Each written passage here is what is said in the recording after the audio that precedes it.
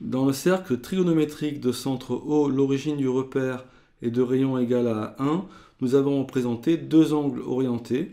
Le premier a pour côté de départ la demi-droite OI. Alors tous les angles orientés que l'on représente sur le cercle trigonométrique ont leur côté de départ qui est la demi-droite OI. Et le côté d'arrivée qui est la demi-droite OM.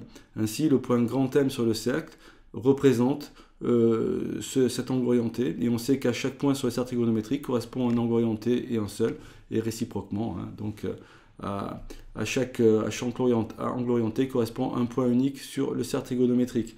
Le deuxième angle que nous avons représenté, c'est un angle de mesure moins 30 degrés. Cet angle a donc toujours son côté de départ qui est la demi-droite OI, mais cette fois le côté arrivé est donc positionné de telle façon qu'il va former un angle de moins 30 degrés, de mesure principale moins 30 degrés, et le point grand N se situe à cet endroit-là.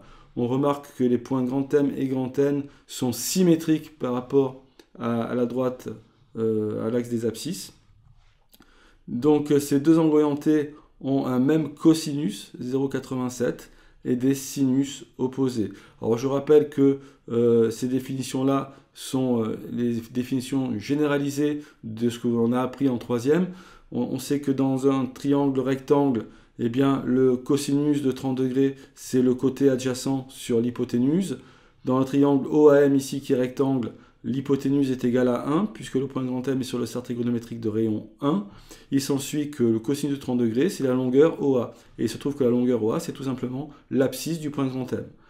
Donc, suite à cette constatation, on va généraliser la définition du cosinus d'un angle à n'importe quel angle orienté. Et donc, on considère que le cosinus est l'abscisse du point qui représente cet angle sur le cercle trigonométrique. C'est ça la définition d'un cosinus d'un angle orienté. Pour le sinus, c'est un peu le même principe. Sinus 30 degrés, ça va être normalement opposé sur hypoténuse. L'hypoténuse est toujours égale à 1, donc c'est le côté opposé. Et la longueur AM ici est tout simplement l'ordonnée du point grand M, c'est-à-dire 0,5. Il s'ensuit qu'on va définir le sinus de n'importe quel angle orienté comme étant égal à l'ordonnée du point qui le représente sur le cercle trigonométrique. Donc ici 0,5, et pour l'angle moins 30 degrés, eh bien le sinus, ce sera l'ordonnée du point grand N ici, qui représente l'angle orienté de mesure moins 30 degrés sur le cercle trigonométrique, et cette ordonnée est égale à moins 0,5. On voit bien qu'il y a une symétrie, donc par rapport, ces deux sinus sont opposés. Donc angle opposé, cosinus identique et sinus opposé. La tangente, par définition, c'est le côté opposé sur côté adjacent. Alors, on constate que le triangle rectangle OAM est semblable au triangle OTI. Ils ont les mêmes angles, ces deux triangles. Il s'ensuit que la tangente de 30 degrés, c'est aussi, en réalité, dans le triangle rectangle qui est ici, c'est la définition même, en fait, des tangentes. Pourquoi on parle de tangente d'un angle dans un triangle rectangle? C'est que tous les triangles qui ont cet angle en commun sont semblables, puisqu'ils ont forcément un deuxième angle qui a un angle droit. Donc tous les triangles rectangles qui ont un angle en commun sont semblables. Il s'ensuit que les rapports des côtés sont les mêmes. C'est-à-dire que MA sur AO va être égal, le nombre qui représente ce rapport va être égal au rapport entre TI et IO. Et c'est comme ça qu'on peut définir la tangente de 30 degrés. C'est la même chose pour les cosinus et les sinus. Donc ici, si on se ramène au triangle rectangle OTI, on voit que OI est égal à 1. Donc si on fait opposer TI sur adjacent OI, eh bien on trouve directement la longueur TI. La longueur TI est représentée par l'ordonnée du point grand T sur ici le point grand T, donc qui est à l'intersection de la droite verticale d'équation x égale 1 et de la droite OM qui passe par le point qui représente l'angle orienté sur le cercle trigonométrique. Eh bien, si on prend l'ordonnée grand T de ce point, c'est tout simplement la tangente. Donc c'est cette définition-là que l'on va prendre maintenant pour tous les angles orientés. Il s'ensuit que la tangente de moins 30 degrés va être égale à moins 0,58. On la retrouve ici. C'est l'ordonnée du point grand R. Donc intersection de la droite x égale 1 avec la droite ON qui représente bien la demi-droite ON, la droite ON, pardon, qui représente bien le point grand N représente bien l'angle orienté de mesure moins 30 degrés. Alors on sait qu'à chaque point sur le cercle trigonométrique correspond à un angle orienté réciproquement. Par contre, chaque angle orienté a une infinité de mesures. Hein. Et alors on peut vérifier que cette propriété est valable et correcte en faisant varier grand M ici. On considère à chaque fois l'angle opposé, 120 degrés, moins 120 degrés par exemple ici. Et on voit bien que les deux angles orientés ici ont toujours le même cosinus. Les abscisses des points qui les représentent sur le cercle trigonométrique sont égales, mais des sinus opposés, puisque le Y de chacun de ces deux points est opposé. Et des tangentes qui sont aussi opposées. On peut continuer comme ça. Voilà. Là, on a discuté des angles opposés. Alors, au passage, hein, on va pouvoir continuer. Donc là, grand M est dans le deuxième cadran. On peut le faire passer dans le troisième cadran. Troisième cadran, vous voyez que en fait, MathGraph 32 nous donne à chaque fois les mesures principales des angles orientés. Alors, je rappelle que la mesure principale, c'est une mesure qui est comprise entre moins 180 degrés et 180 degrés. Alors, on constate que moins 180 degrés, qui est donc en partant du point grand I ici, on parcourt 180 degrés dans le sens donc des mesures négatives. Pour obtenir moins 180, on arrive à ce point-là. Si on fait plus 180 degrés, on arrive au même point. Ce point-là correspond à l'angle plat. Et qui a déjà, donc, comme on peut le voir ici, deux mesures possibles, 180 et moins 180 degrés. Ces deux mesures, si on en fait la différence, c'est 360 degrés, c'est un tour. Et en réalité, quand on prend deux nombres, qu'on en fait la différence, si on obtient un multiple de 360 degrés, donc un multiple d'un certain nombre de tours, c'est qu'on est en fait, on a deux mesures ici d'un même angle orienté qui se situe au même endroit, qui correspond au même point sur le cercle trigonométrique. Donc à un angle orienté correspond, comme je l'avais dit précédemment, une infinité de mesures, mais il y a une seule mesure qui est dans l'intervalle moins 180 degrés que je ne prends pas et 180 degrés. Cette mesure correspond à ce qu'on appelle la mesure principale de l'angle orienté, et c'est ces mesures principales que MathGraph 32 nous donne. Par exemple ici, le point grand M qui est là, eh bien si je pars de X, je parcours le cercle trigonométrique dans le sens positif, je vais parcourir 225 degrés pour arriver au point grand M. Alors je pourrais continuer, hein, ajouter 360 sur une autre mesure, encore 360, j'aurai encore une autre mesure.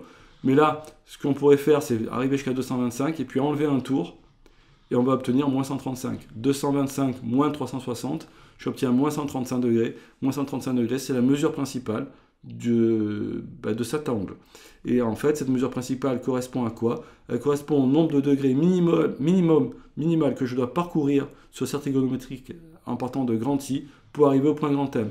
Si je parcours 135 degrés dans le sens donc des mesures négatives, eh bien donc la mesure obtenue sera égale à moins 135 degrés. C'est la mesure principale du point grand M. Au passage, l'angle plat, on avait dit qu'il avait deux mesures, moins 180, il avait comme mesure à la fois moins 180 degrés et 180 degrés, il en a encore plein d'autres évidemment, mais on considère que moins 180 degrés n'est pas sa mesure principale. Donc il faut faire attention, moins 180 degrés ne doit pas être prise dans l'intervalle des mesures principales, puisqu'on veut que dans cet intervalle, à chaque nombre corresponde un angle orienté et un seul, et réciproquement, chaque angle orienté a une seule mesure qui est dans cet intervalle.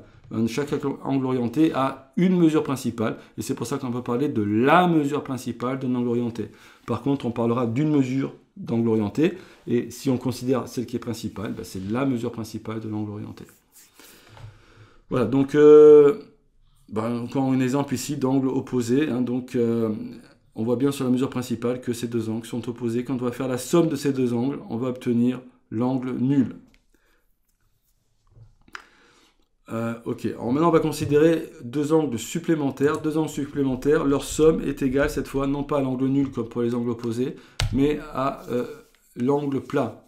Donc ici on a par exemple moins 45 degrés et moins 135 degrés qui sont deux angles qui sont bien supplémentaires. Leur somme, la somme de ces deux mesures principales donne moins 180 degrés. On arrive bien au point qui correspond à l'angle plat. Donc la somme de ces deux angles orientés correspond à un angle plat. On a bien des angles supplémentaires.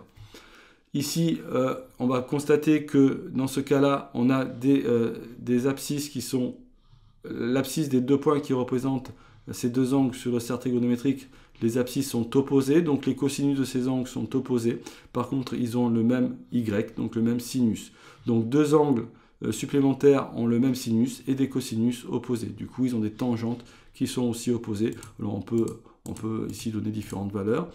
Donc par exemple ici, vous avez moins 135 degrés et moins 45 degrés. La somme fait bien moins 180 degrés. J'ai encore une somme qui est égale à un angle plat. Et on a bien toujours des sinus identiques, des cosinus opposés et des tangentes opposées. On peut continuer, faire plus d'un tour, vous voyez. Donc le point grand M ici a né comme mesure 405 degrés, c'est-à-dire 45 degrés plus 360. Le matrafon 2 donne juste la mesure principale qui est 45 degrés. L'angle donc complémentaire associé, 135 degrés, mais je pourrais très bien à la place de prendre 180 moins 45, je pourrais faire 180 moins 405. Donc en prenant la mesure 405 degrés ici, je fais 180 moins 405, j'obtiens moins 225 degrés. Moins 225 degrés, c'est le nombre de degrés que je dois parcourir en partant de I dans le sens donc inverse trigonométrique. Je peux parcourir en parcourant 225 degrés, je vais arriver au point grand N qui est ici.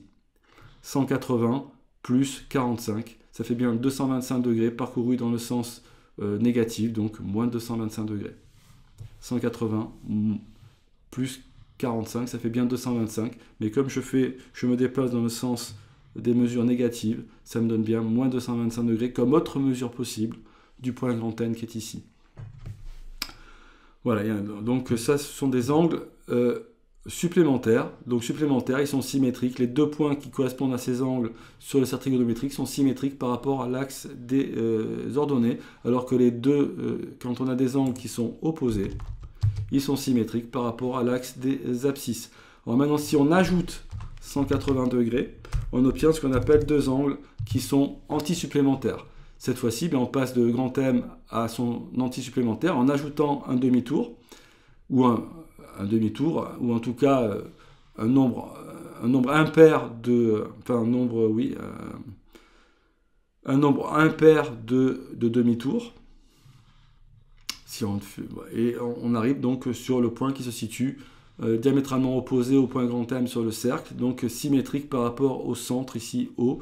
On a deux points qui sont symétriques, donc on a une symétrie centrale cette fois. Et alors dans ce cas-là, qu'est-ce qu'on va observer? On va observer que les cosinus sont opposés et les sinus sont opposés. Et donc on a la même tangente. Les sinus restent opposés tout le temps, les cosinus restent opposés, et donc les tangentes sont identiques. Donc là, ce sont des angles anti-supplémentaires. Il nous reste à voir des angles complémentaires.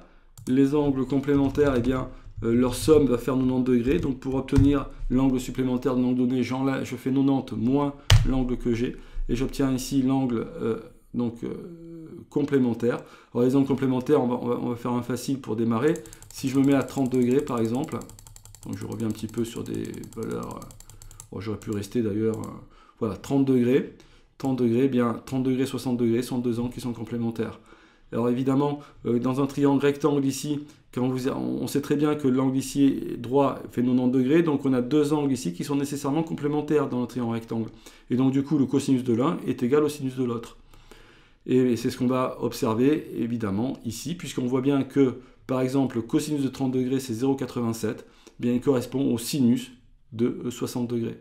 Et de même, le sinus de 30 degrés, c'est 0,5, qui correspond au cosinus de 60 degrés ici, à l'abscisse du point grand N. Vous voyez, donc, et ça, évidemment, ça fonctionne pour n'importe quelle valeur d'angle. À chaque fois, les sinus et cosinus sont permutés. Vous voyez. Et voilà, par exemple, dans un deuxième cadran, on a par exemple ces deux angles ici. Alors, on a parcouru à partir du point grand I 495 degrés. Oh, attendez, je vais prendre un qui... Voilà. On a parcouru en partant du point grand I 510 degrés pour arriver à grand M. Donc on a fait un tour de cercle plus 150 degrés. On arrive au point grand M qui est ici. L'angle complémentaire associé, on fait 90 moins 510, ça fait moins 420. Moins 420 qui correspond à une mesure principale de moins 60 degrés. Et donc on voit bien que quand on fait la somme, 150 moins 60, on obtient bien 90 degrés, un angle droit. Donc on vérifie bien ici que ces deux angles orientés, quand on en fait la somme, on obtient l'angle droit positif. Faites attention, il y a deux angles droits, le positif et le négatif. Le positif correspond au point de coordonnées 0, 1, et le négatif au point de coordonnées 0, moins 1. D'accord ? D'ailleurs, ces deux angles droits ici sont opposés, hein. Et ils sont également, d'ailleurs, ils sont opposés. Et alors, et donc on vérifie bien que le cosinus de l'un est égal au sinus de l'autre. Par exemple, le cosinus de 150 degrés, c'est moins 0,87. Ça correspond bien au sinus de moins 60. Et de même, le sinus de 510 degrés, donc aussi de 150 degrés, puisqu'il s'agit de deux nombres qui correspondent au même angle orienté. Et donc, ils ont le même sinus, même cosinus, hein. Et le sinus donc, de 150 degrés ou de 510 degrés, c'est 0,5. Alors que le cosinus de moins 60, c'est 0,5. Donc on voit bien que le sinus de l'un, c'est le cosinus de l'autre. Et du coup, les tangentes sont identiques pour les deux, sont inverses, pardon, hein, puisqu'on a inversé le sinus et le cosinus. Les tangentes sont l'inverse l'une de l'autre. Et on peut le retrouver, alors pour le montrer, on peut peut-être prendre un angle ici assez petit, par exemple 40 degrés. Si je porte pour le point grand M, 40 degrés, vous voyez. Donc 40, l'angle complémentaire c'est 50 degrés. Et donc on a une permutation des cosinus et sinus, et les tangentes sont inverses l'une de l'autre. Si vous faites 1 sur 0,84, vous devriez obtenir 1,19, et réciproquement, si vous faites 1 divisé par 1,19, vous devriez obtenir environ 0,84. Voilà. Donc on a parcouru ici les différents types d'angles associés. Angles opposés, ils ont des mêmes cosinus, mais des sinus opposés, donc des tangentes opposées. Vous avez ensuite les angles supplémentaires. Ils ont des cosinus opposés et le même sinus. Donc ils ont encore une fois des tangentes. La tangente c'est sinus sur cosinus. Vu qu'ils ont des cosinus opposés, eh bien ils vont avoir des tangentes opposées. Et le même sinus, hein. Après vous avez des angles antisupplémentaires. Eux ils ont à la fois le cosinus et le sinus qui est opposé. Donc ils ont la même tangente. Et puis vous avez des angles complémentaires, on permute le sinus et le cosinus, donc les tangentes sont l'inverse l'une de l'autre. Voilà, je vous remercie pour votre attention.